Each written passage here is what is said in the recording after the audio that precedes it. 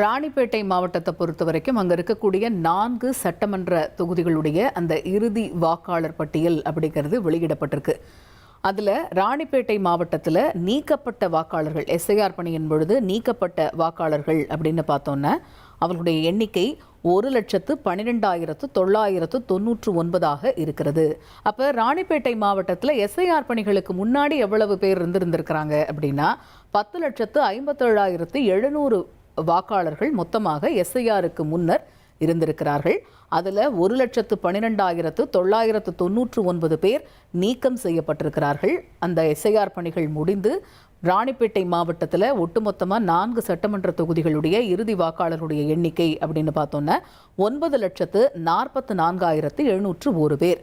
எஸ்ஐஆருக்கு முன்னாடி வாக்காளர்கள் 10,57,700 பேராக இருந்திருக்கிறாங்க.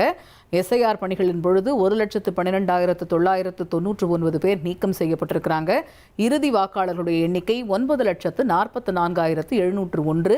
ராணிப்பேட்டை மாவட்டத்துடைய நிலவரம் இதுதான். ராணிப்பேட்டை மாவட்டத்தில் மொத்தம் இருக்கக்கூடிய 4 சட்டமன்ற தொகுதிகளுடைய இறுதி வாக்காளர்கள் எண்ணிக்கை 9,44,701. அதே போல் விழுப்புரம் பகுதியும் பார்க்குறோம். விழுப்புரம் மாவட்ட இறுதி வாக்காளர் பட்டியலுடைய நிலவரமும் என்ன அப்படிங்கிறது வெளிவந்திருக்கிறது. விழுப்புரம் மாவட்டத்தில் பொறுத்த வரைக்கும் மொத்தம் 7 சட்டமன்ற தொகுதிகள் இருக்குது. அந்த 7 சட்டமன்ற தொகுதியுடைய இறுதி வாக்காளர்கள் எண்ணிக்கை 15,86,653. இந்த விழுப்புரம் மாவட்டத்தில் இந்த எஸ்ஐஆர் பணிகள் மூலமாக நீக்கப்பட்ட வாக்காளர்கள் அப்படின்னு பார்த்தோம்னா 1,40,837 பேர் நீக்கம் செய்யப்பட்டிருக்கிறார்கள். அப்போ எஸ்ஐஆருக்கு முன்னாடி எவ்வளோ பேர் இருந்திருக்கிறாங்க அப்படின்னு பார்த்தோம்னா 17,27,490 பேர் இருந்திருக்கிறாங்க.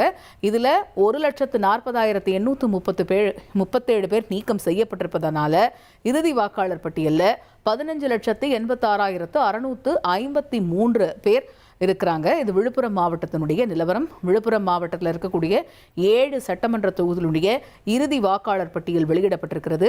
அதில் எண்ணிக்கை அப்படின்னு பார்க்குறோன்னா 15,86,653 வாக்காளர்கள் விழுப்புரம் மாவட்டத்தை பொறுத்த வரைக்கும் இருக்கிறாங்க.